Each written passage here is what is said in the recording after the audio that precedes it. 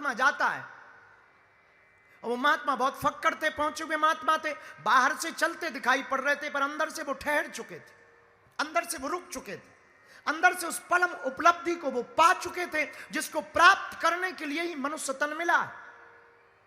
किसी गांव की बात है, महात्मा जा रहे थे, बरसात का मौसम, कीचड़ भरा हुआ था, एक दुकान जलेबी की दिखाई पड़ी और महात्मा ठहर गए। जलेबी बनाने वाले ने सोचा भूखा होगा, कोई गरीब लगता है, हालत भी इसकी ठीक नहीं लगती है, फटे फटे कपड़े पहने हैं, लगता है कोई पागल आगल है। और बुरा ना मानना मेरे पागलों, लोग हमसे कहते कि आप पागल उद्बोधन क्यों करते हो।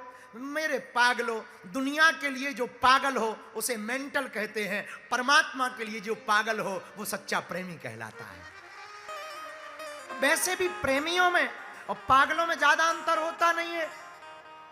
प्रेमी पदार्थ के लिए पागल, प्रेमी परमात्मा के लिए पागल होता है, और मेंटल जो होता है वो संसार की पदार्थ, वस्तु या व्यक्ति को पाने के लिए पागल होता है। तो महात्मा में और पागलपन में ज्यादा अंतर नहीं होता, थोड़ा ऊपर नीचे होता है। तो वो उस सेठ को लगा, हलवाई को, ये कोई पागल है, इसको कुछ खाने को दे देना चाहिए। उसने एक दोना, दोना आप शायद समझते हो, पहले पत्थर का दोना बनता था, और पूजा पाठ कर्म कांड में भी उसी का प्रयोग होता था, दोना का। और दोना का अर्थ बड़ा प्यारा है, दो ना एक ही है, इसलिए दोना का प्रयोग होता था। दो ना एक है, तो दोना में उसने दूध रखा, 4-5 जलेबी रखी और उस महात्मा को दिया कि तुम पाओ। महात्मा ने जलेबी खाई, थोड़ा दूध पिया, और ऊपर परमात्मा को देख करके कहा, वाह आज तो गजब का दिन शुरू किया, दूध जलेबी खिला रहे, धन्यवाद। और नाचते हुए चल पड़े। फकीरों की तो खुशी ही बहुत अद्भुत होती है। नाचने लगे, तब तक एक कपल जानते हो, नई नई शादी हुई थी, दोनों पति और पत्नी गले में बाएं हाथ डालकर चले जा रहे थे, प्रेम भई बातें करते हुए। सामने उनका मकान था। महात्मा इतने मदमस्त थे अपनी मस्ती में कि उन्हें कोई फर्क ही नहीं पड़ रहा था।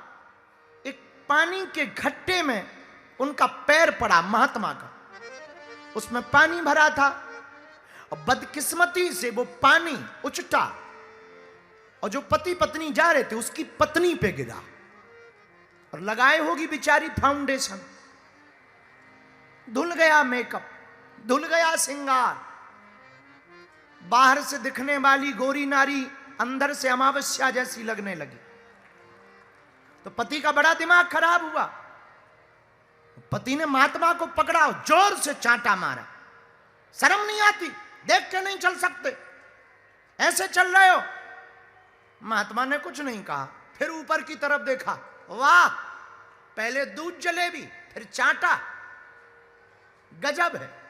फिर ऊपर देख करके कहा धन्यवाद, और फिर चले। न दूध जलेबी में खुश हुए, न चांटे में दुखी हुए, दोनों में ईश्वर को धन्यवाद, और चल पड़े।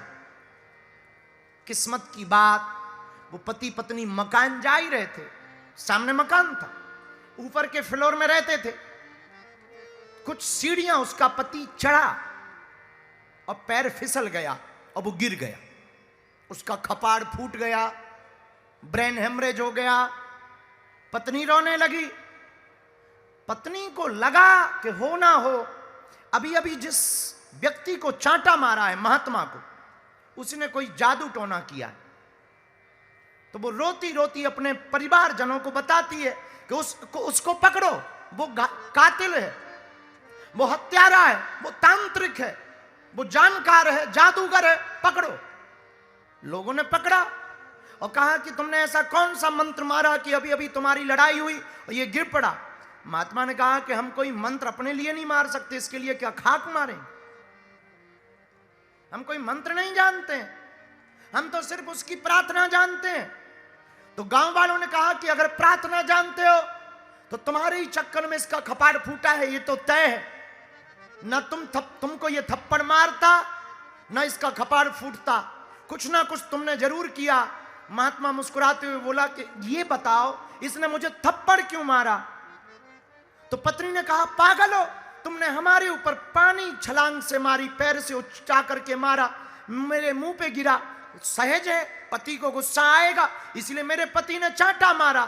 मुस्कुराते हुए महात्मा ने कहा, जैसे तेरे पति से नहीं देखा गया कि मुंह पर पानी गिर गया तो चांटा मारा, वैसे ही मेरे परम पति को नहीं देखा गया, शायद उसने मार दिया हो। ये पति पति की लड़ाई है, हम दोनों क्यों लफड़े में पड़े।